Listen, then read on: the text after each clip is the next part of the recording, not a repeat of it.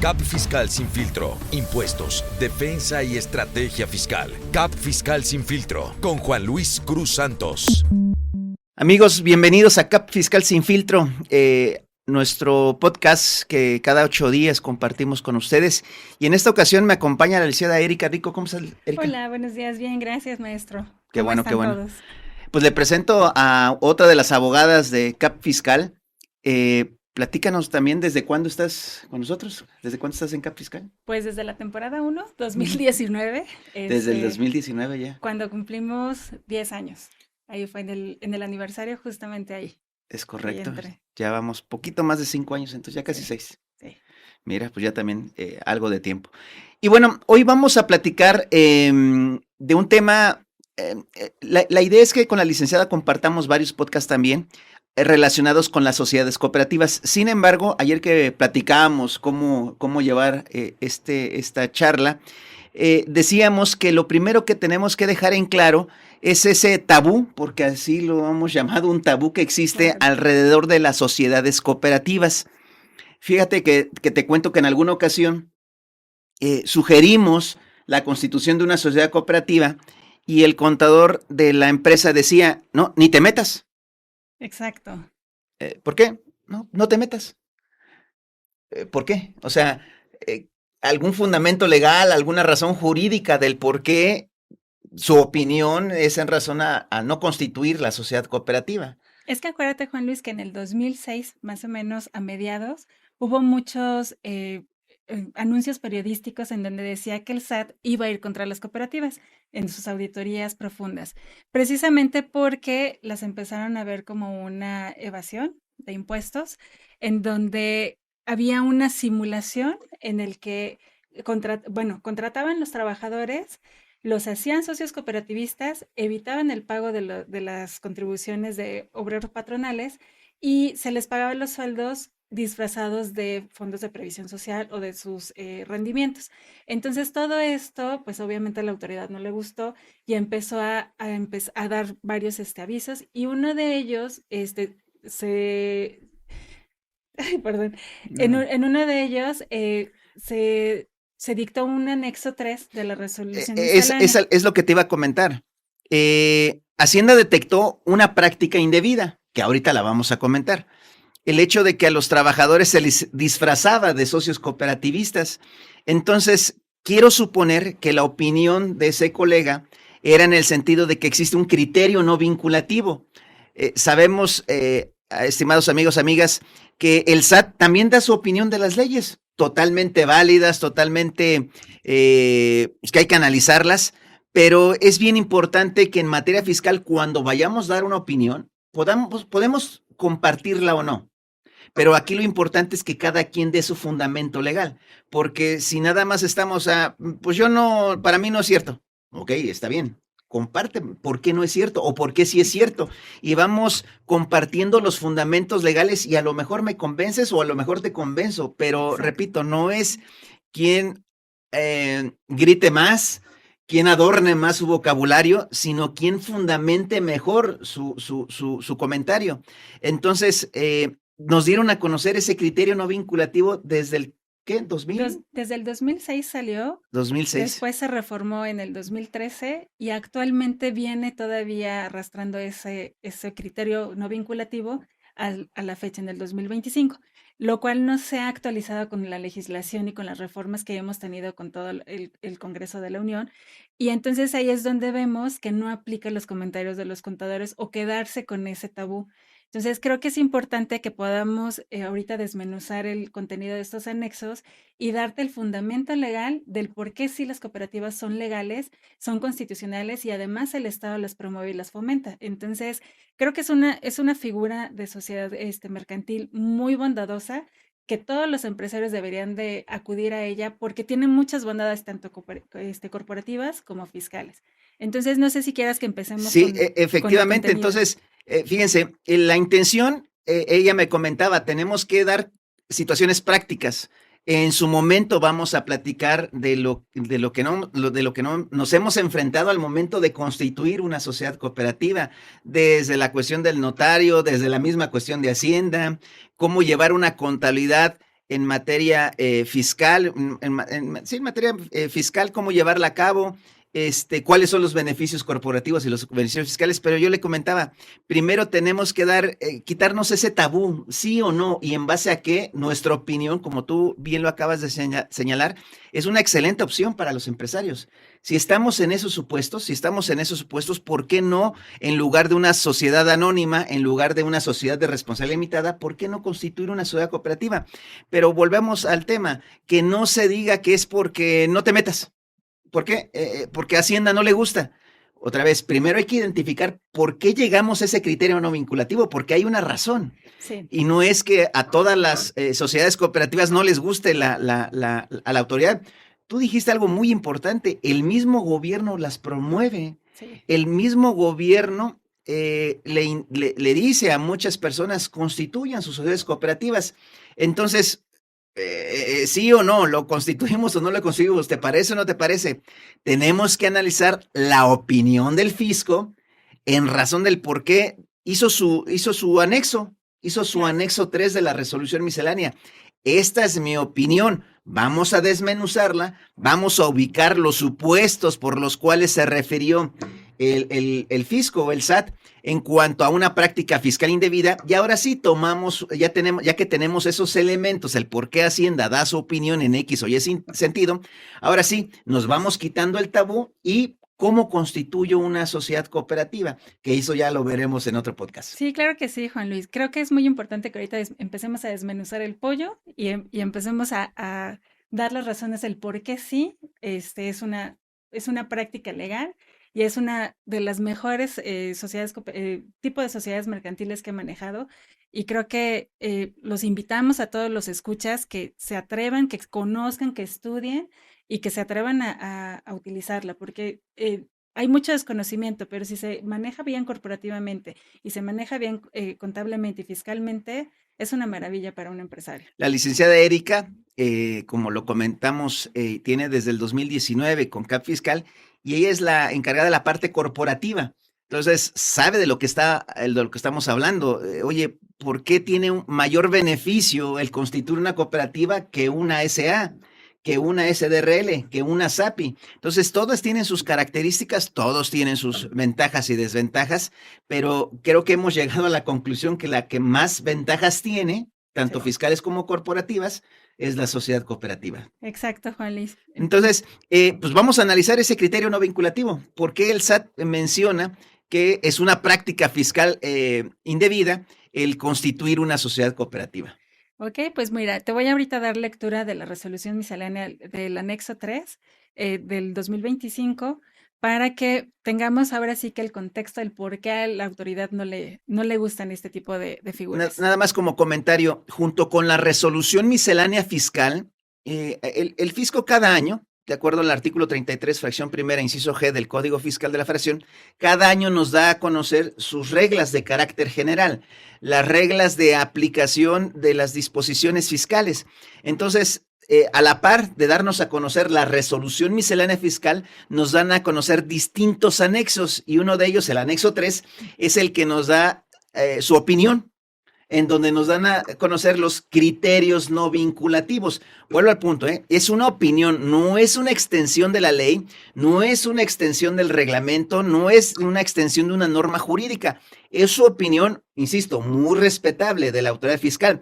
Pero otra vez, cuando hablamos de fiscal, tenemos que sustentar lo mayor posible nuestros argumentos, nuestras opiniones, porque pues al final del día, lo que tenemos que darle a nuestros clientes o a nuestros contribuyentes es certeza jurídica, el por qué sí. Exacto. Y el por qué no. Entonces, vamos a leer extracto de ese anexo 3, porque vienen una serie de criterios no vinculativos. Pues obviamente no es el tema analizar cada uno de ellos. Vamos a analizar específicamente el criterio no vinculativo relacionado con las sociedades cooperativas. Exacto. Pues bueno, en el anexo 3 que se publicó el 30 de diciembre del 2024, en el punto 8, en el rubro de sociedades cooperativas, salarios y previsión social, en su fracción primera dice, se considera que se realiza una práctica fiscal indebida, fracción primera.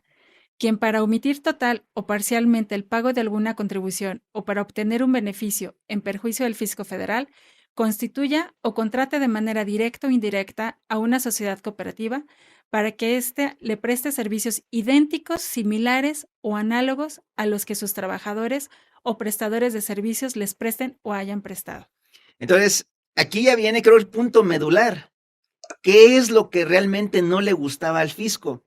Que la empresa, el contribuyente, tiene sus trabajadores, a los cuales tiene derechos, los trabajadores tienen derechos y obligaciones, y uno de los derechos es la seguridad social.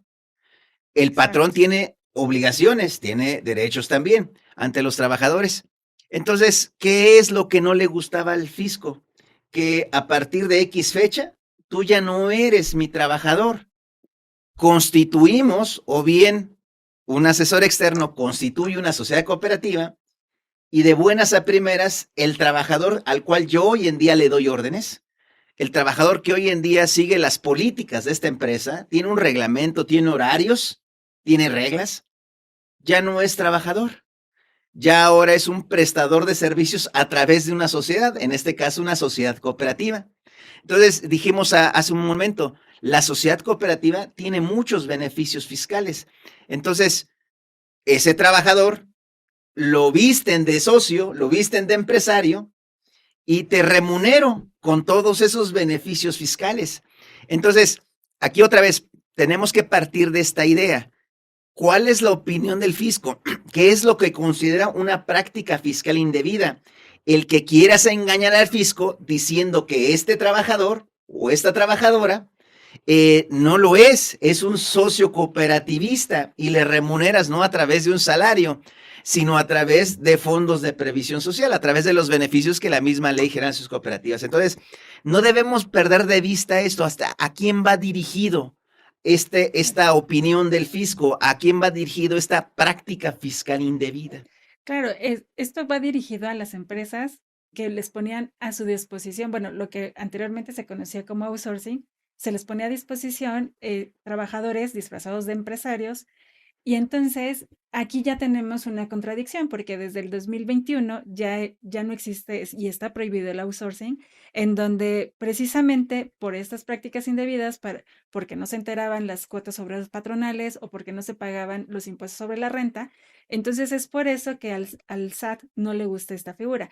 Sin embargo, no está actualizada con las reformas que hubo en el 2021, entonces esto ya va en desuso porque aparte no podría ser prestarse servicios con objetos similares o con actividad preponderantemente similar.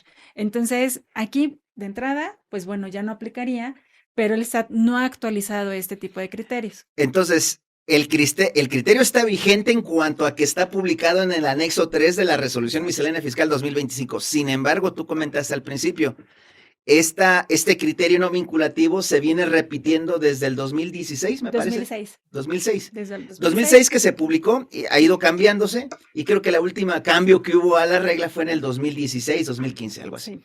Pero bueno, otra vez, pues simple y sencillamente, la opinión del fisco es la opinión de hace muchos años, que el escenario ya ha cambiado. ¿Por qué? Porque ahora tenemos reglas especiales en el REPSE, Claro. prestación de servicios especializados, que es un tema muy distinto, no nos corresponde el día de hoy, quizá a lo mejor en algún otro programa lo abordemos, pero a eso se refería, que si me ponen a disposición, si me proporciona esa empresa, ese prestador de servicios, trabajadores, pero resulta que no son trabajadores, son socios cooperativistas, pues esa es una práctica fiscal indebida. Hoy en día, como bien lo comentas, hoy en día ni siquiera esa figura puede existir por las reformas que hubo a la Ley Federal del Trabajo, al 13, al 14, al 15, al 15A de la Ley Federal del Trabajo. Exacto. Además, acuérdate que siempre cuando hay una persona moral, en realidad no debemos de poner a disposición personal, a menos de que sea una prestación de servicios especializada. Sin embargo, cuando llevamos bien lo que es una sociedad cooperativa, en realidad los socios sí aportan su trabajo, no son considerados como trabajadores, son considerados como socios industriales en una materia mercantil, pero en este caso están aportando su trabajo físico o intelectual. Entonces, ahí no hay que confundir, si hay muchas diferencias en lo que es un trabajador y lo que es un socio cooperativista. Entonces, la autoridad aún no ha podido determinar y diferenciar esa situación. Es así. De hecho, cuando analicemos un poquito más adelante en programas posteriores de los beneficios, de requisitos, de repente algunas personas yo creo que van a pensar que estamos hablando del trabajador y no, si bien la sociedad cooperativa puede tener trabajadores, pero nuestro tema nunca va a ser el trabajador, al menos en estos capítulos. Nuestros temas son los socios cooperativistas. Entonces, otra vez, el fisco a través de sus criterios no vinculativos, creo que valdría la pena que también se pronuncie en cuanto a saber distinguir, mira, este es el caso de los trabajadores vestidos de socios cooperativistas, pero pues obviamente la sociedad cooperativa es totalmente legal. Sí, claro. Además, la misma Constitución te lo permite, la está previendo. El Congreso de la Unión ha legislado a través de la Ley General de Sociedades Cooperativas. Entonces, hay mucha fundamentación desde la Constitución hasta la ley especial. Entonces, realmente no hay una razón por la cual considerarse que es una práctica ilegal. Correcto. Imagínense, tenemos desde nuestro orden jerárquico, nuestra Carta Magna contempla la posibilidad de la creación de sociedades cooperativas. La Ley General, la Ley General de Sociedades Mercantiles, cuando nos enuncia el tipo de sociedades que existen, ahí está una sociedad cooperativa, o sea, la incluye junto con una SA, una SDRL, una sociedad de nombre colectivo, una encomandita simple, o sea, no existe una anotación, una salvedad, las consideran totalmente legales, la misma ley general de sociedades mercantiles, y ni se diga, como tiene un tratamiento especial, se creó una ley especial, una ley general de sociedades cooperativas, donde ya nos empiezan a regular cómo crearlas, distinguir el tipo de sociedades, cómo la vamos a constituir, los beneficios, etcétera, etcétera. Entonces volvemos a lo mismo, hay todo un marco jurídico que arropa a este tipo de sociedades, no nada más es, en alguna ocasión comentábamos, las sociedades cooperativas, si bien cuentan mucho, como en las sociedades en las demás sociedades mercantiles, las opiniones, las decisiones que tomen los socios cooperativistas en este caso, pero hay mucha legislación, mucho marco jurídico que arropa a los socios cooperativistas, Exacto. que lo hacen ver aún más legal. Sí, exacto. De hecho, bueno, ahorita que estás diciendo toda la fundamentación, la Constitución prevé que es parte del marco económico social y el Estado lo prevé y la fomenta. Después nos vamos al Código Civil Federal, donde se define lo que es una persona moral, y la persona moral, entre ellas se encuentran las sociedades cooperativas. Y después nos vamos a la ley especial, que es la Ley General de Sociedades Cooperativas, perdón, a la Ley General de Sociedades Mercantiles, donde, bien lo acabas de mencionar, la establece, mas no la regula. Como tiene un tratamiento especial, un tratamiento más proteccionista, porque es para beneficio de los socios, para incrementar su calidad de vida, el de su familia, lo saca de la Ley General de Sociedades Mercantiles y la legisla en una ley muy específica, donde da mayores beneficios que una sociedad mercantil normal.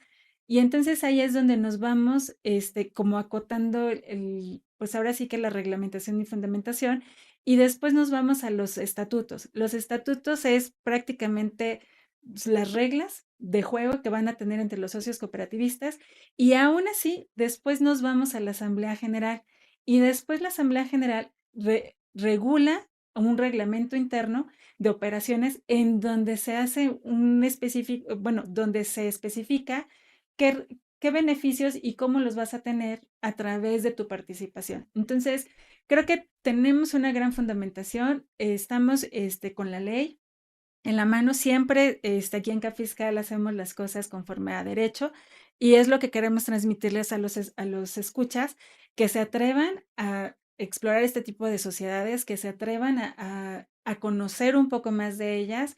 De hecho, hay un poco de desconocimiento en el mercado. Notarios, corredores públicos, tú y yo lo hemos visto, Juan Luis, que hay varios estados que no saben cómo manejarlas, cómo constituirlas, pero hemos trabajado en mano con ellos, dándoles el proyecto, explicándoles y con fundamentos y con ley, y las han empezado a adoptar y las han empezado a a constituir. El caso ha sido en Ensenada, que nos ha costado, pero bueno, corredores y notarios públicos lo han aceptado.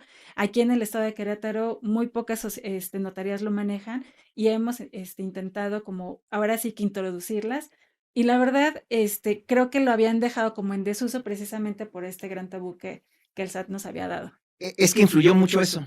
Sí. Es que el SAT se pronunció ya al respecto, ya el SAT lo dijo, son fraudulentas, es una práctica fiscal indebida.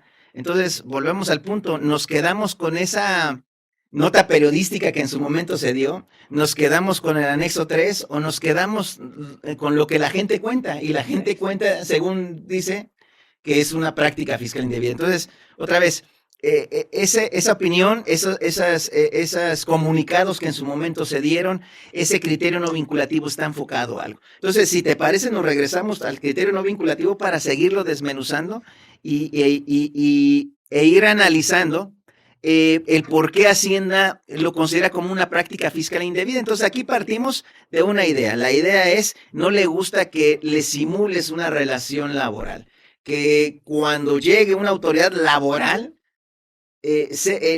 quien responda, efectivamente diga, yo soy socio o soy un trabajador. Claro. Porque se han llevado a cabo inspecciones de la Secretaría del Trabajo y Previsión Social y en su momento a los que eran considerados como socios cooperativistas, los empezaron a cuestionar y respondían como trabajadores. Y es que tú no eres socio, eres un trabajador porque tienes un horario, estás respondiendo que tienes horas extras cuando trabajas más de la hora establecida, me estás diciendo que recibiste tu aguinaldo, me estás diciendo que hay incapacidad, o sea, todas las características de un trabajador. Entonces, pues aquí se nota que es una simulación. Entonces, otra vez, a eso va a ir enfocado, a eso está enfocado su práctica fiscal indebida, no a otro tipo de ejemplos que más adelante vamos a comentar. Sí, claro, porque sí existen sociedades cooperativas reales. O sea, nosotros hemos constituido varias durante todos estos años. El doctor Osvaldo también ha constituido demasiadas, o sea, varios compañeros han manejado sociedades cooperativas que realmente los socios sí son socios cooperativistas y no son trabajadores. Entonces, si quieres, continuamos con el Bueno, punto hay un 2. equipo de fútbol que es una sociedad cooperativa, el Cruz Azul, está también Pascual, hay muchas sociedades cooperativas. Pascual Boing.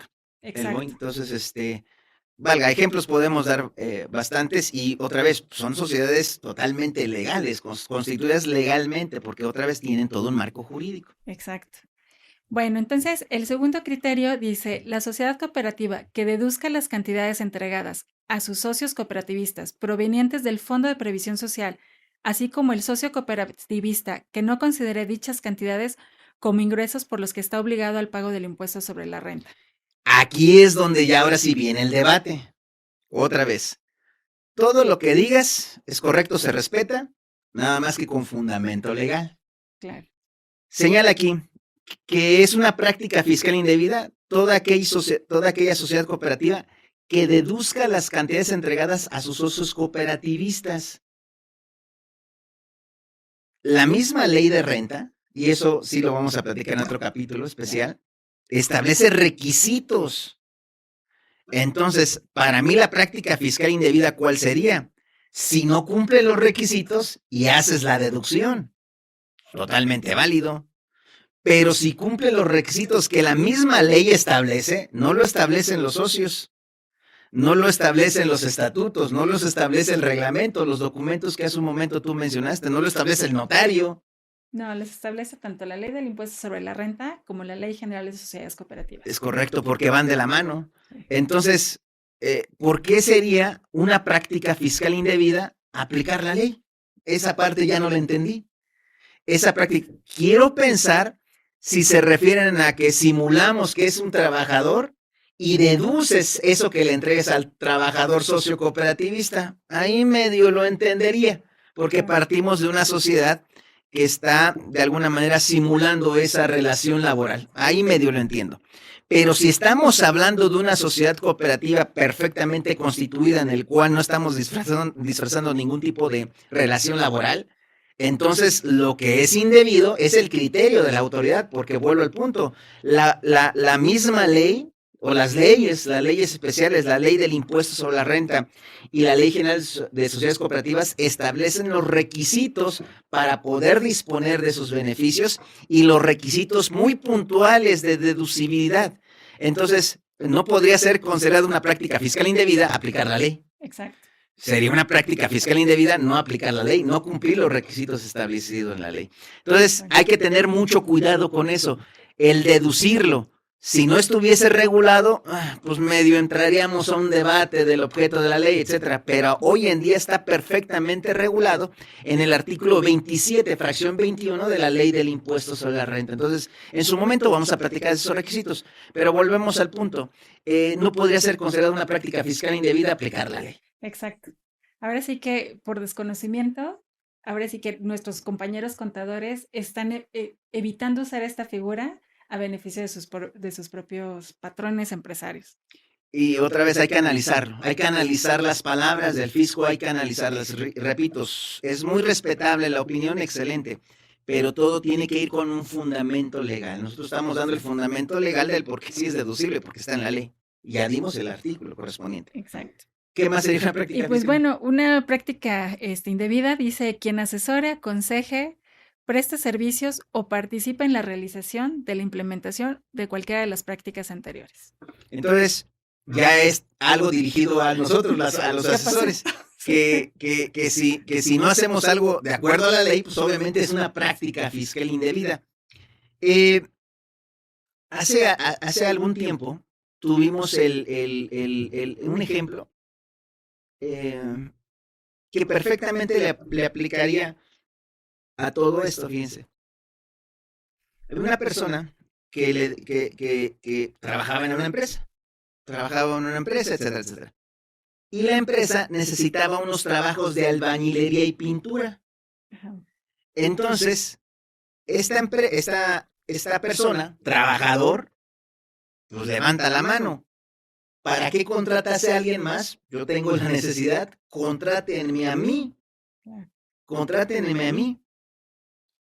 Se te da un tratamiento fiscal por tu salario, por el salario que percibes, por el trabajo que realizas, por el cual te contrató la empresa. Sin embargo, otra vez, hay trabajos adicionales como albañilería, etcétera. Entonces dice, yo levanto la mano.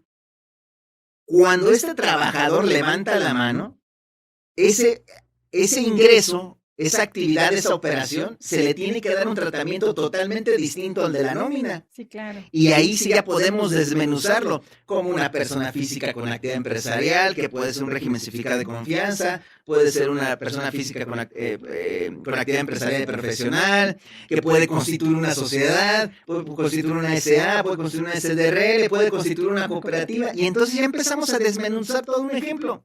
Pero no podría ser considerado como una práctica fiscal indebida el hecho de que sea mi trabajador. Otra vez, aquí está el cumplimiento de la ley por el ingreso que percibe por ser trabajador, por su salario. Pero por estas operaciones que no tienen nada que ver con ese trabajo por el cual lo contrataron, no podría ser considerado como una práctica fiscal indebida, porque estamos demostrando perfectamente que no hay una simulación, es una operación por la cual, repito, se le dio la oportunidad que este trabajador preste el servicio y ya veremos qué figura mejor le conviene. Exacto, además es como darle la oportunidad a la misma gente que trabaja con nosotros, es apoyarlos. Apoyarlos. Y otra vez, no sería una práctica fiscal indebida. Sí, no. No, es que como eres trabajador, está sospechoso. ¿Sospechoso de qué? No, porque además no tiene relación con las actividades para lo cual fue contratado, es totalmente diferente y es una prestación de servicio. Es una prestación de servicios. Entonces, también esto es muy importante porque si una vez analizado el caso en particular, y decimos, oye, es que hay una cierta relación en cuanto a una cuestión laboral, sí, pero bueno, lo mismo, el servicio que estamos prestando ya no tiene absolutamente nada que ver con esa relación laboral. De ahí el por qué, repito, puedo en su caso, si se da el supuesto, constituir una sociedad cooperativa. Exacto. Entonces hay muchas opciones y muchas oportunidades para podernos incluir en esa figura. Correcto. ¿Qué más hay? ¿Qué número de criterio es el que leímos hace un momento? Es el 14/ISR/NV. Correcto. 14/ISR/NV. Entonces, por si lo quieren ubicar, por si alguien que nos hace favor de ver y escuchar quiere analizar este criterio no vinculativo, ahí lo encuentran. Anexo 3, resolución miscelánea, publicado el 30.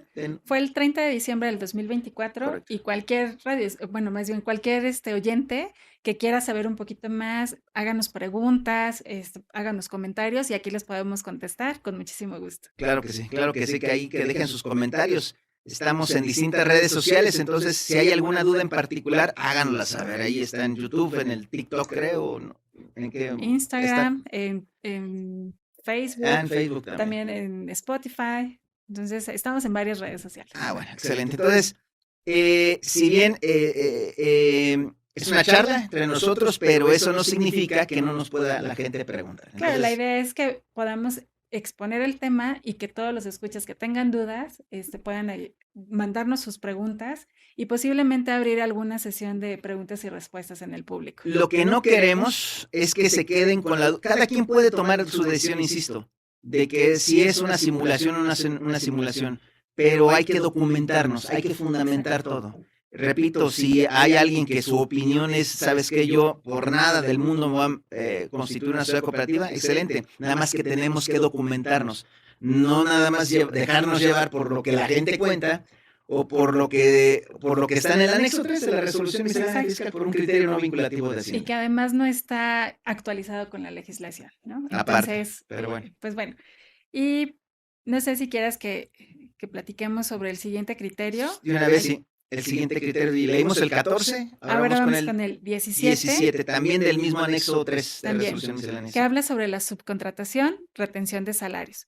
Se considera que realiza una práctica fiscal indebida quien, fracción primera, constituya o contrate de manera directa o indirecta a una persona física o moral cuando, entre otras, se trate de sociedades de solidaridad social, cooperativa, civil, civil universal, civil particular, fideicomisos, sindicatos, asociaciones en participación o empresas integradoras, para que éstas le presten los servicios idénticos, similares o análogos a los que sus trabajadores o prestadores de servicios le presten o le hayan prestado, y con ello omita el pago de alguna contribución u obtenga un beneficio indebido en perjuicio del fisco federal.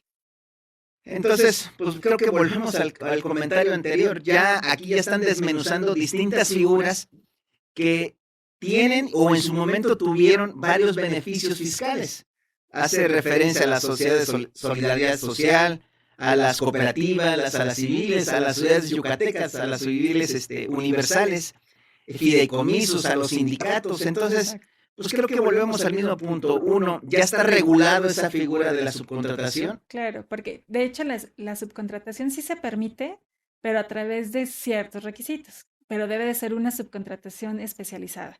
Entonces, debes de estar registrado ante el padrón, que es el REPSE. Tienes que tener un contrato de prestación de servicios especializados, tienes que indicar cuántos números de trabajadores vas a poner a disposición de la otra parte, y además no debe de ser el objeto social del contrato, más bien el objeto del contrato no debe de ser coincidente con el objeto social de la persona que recibe la prestación de servicio. Entonces, prácticamente la autoridad ya ha limitado esta parte para precisamente evitar estas prácticas indebidas y no hacer simulaciones. Pero hay mucha atención, ¿eh? Si reunimos los requisitos que acabas de mencionar, que están en la Ley para el Trabajo, 13, 14, 15 de la Ley para el Trabajo, no nos debe limitar el hecho de que, a ver, si ya cumplimos los requisitos de la Ley para el Trabajo, el que yo sea una sociedad civil o una sociedad cooperativa no significa que lo estamos haciendo ilegal, es totalmente legal. Sea como física, sea como moral, si es moral alguna de las figuras que menciona este criterio no vinculativo. Entonces, lo que lo haría ilegal sería no respetar la Ley para el Trabajo, no respetar los requisitos y condiciones de los servicios de subcontratación especializados. Exacto. Eso sería lo ilegal, no el hecho de tener este tipo de sociedades. No, este tipo de sociedades tiene muchas bondades y sirven para diferente tipo de situaciones. Entonces, no pueden prohibir algo que la misma ley lo está permitiendo. Entonces, hace un momento hacía yo referencias al servicio de albañilería. Vamos a hablar de una maquiladora, hace camisas, por así decir, un ejemplo. Entonces, pues no tiene absolutamente nada que ver el trabajos de albañilería, trabajos de pintura, con la maquila, con la elaboración o confección de camisas, de playeras, de suéteres, de pantalones. Entonces, dame el servicio. Entonces ya sabrá qué figura utiliza. Ya analizaremos si es válido una SA, si es válido una cooperativa, si puede ser una SC, una sociedad universal, no lo sé. Claro. Ya sería un tema en particular de ir estudiando si podemos constituir alguna de esas figuras.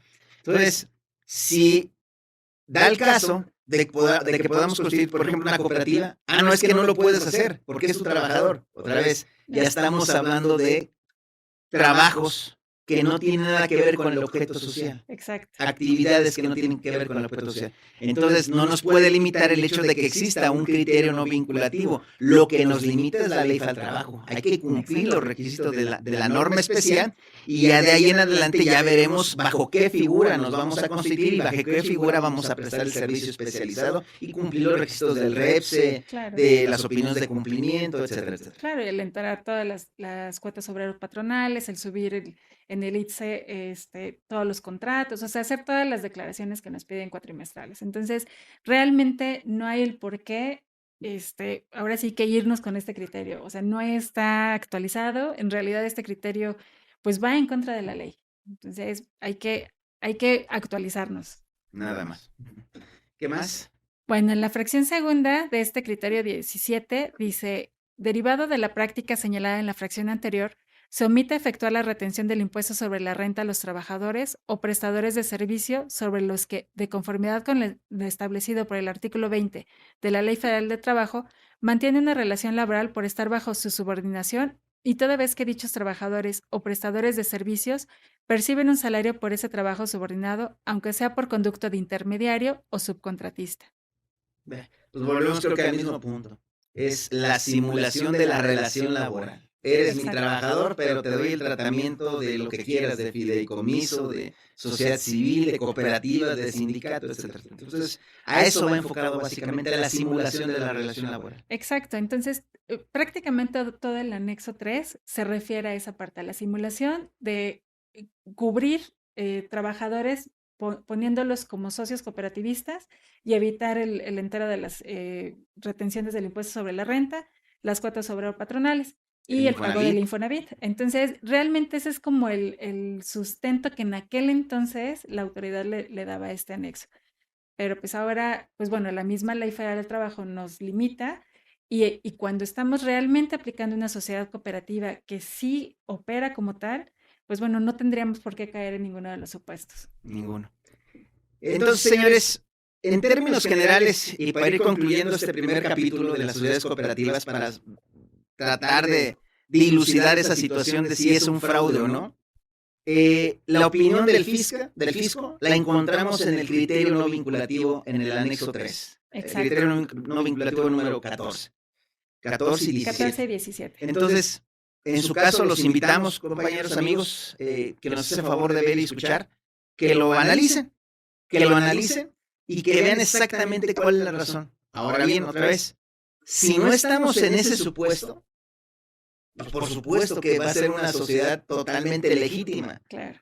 una sociedad totalmente legal, una sociedad que puede de alguna manera tener esos beneficios que las leyes mismas regulan. Entonces, pues insistimos, no dejarnos llevar por lo que la gente cuenta o porque nada más porque el fisco dijo en algún criterio no vinculativo que es una práctica fiscal indebida, no las vamos a hacer. Mejor vámonos por la clásica, vamos a constituir una SA, vamos a constituir una SDRL y vámonos quitándonos de problemas. Entonces, en unos capítulos posteriores vamos a ver ya, ahora sí, cuáles son esos beneficios, ya una vez que determinamos, sabes que por el hecho de que existe un criterio no vinculativo, eso no va a influir en la constitución de una sociedad cooperativa o de la que sea, adelante ahora. Entonces, si ya decidimos constituir una sociedad cooperativa, ¿cómo le tenemos que hacer? ¿Qué es lo que necesitamos? ¿Cuántos socios son los mínimos? ¿Qué requisitos? ¿Qué beneficios tengo? ¿Cuál es la problemática que enfrentamos, como lo comentamos hace un momento, en la práctica? Entonces, pues si te parece, eso ya lo veremos en otro capítulo. Claro que sí, Juan Luis. Invitamos a todos los escuchas que nos sigan en el siguiente capítulo, donde vamos a platicar un poquito más de historias reales, lo que nos ha sucedido con nuestros clientes. Y pues ahora sí que darles los requisitos y algunos tips que hemos encontrado en la práctica que se han incluido indebidamente, por errores o por desconocimiento, Y pues bueno, todo se puede corregir. Entonces, siempre hay una reestructura societaria, siempre se puede volver a hacer un reglamento interior, siempre se puede volver a hacer un acta de asamblea. Entonces, todo es corregible. Entonces, los invitamos a que nos sigan, den y suscríbanse, denle clic a la campanita, denle like y comparta a todos sus compañeros y a todas las personas que crean que puedan servir esta información. Por supuesto. Pues muchas gracias, Erika. Gracias, Feliz. Gracias al staff, a Betty, a Frida, muchas gracias. Y muchas gracias a ustedes que nos hacen favor de ver y escuchar. Un abrazo a la distancia.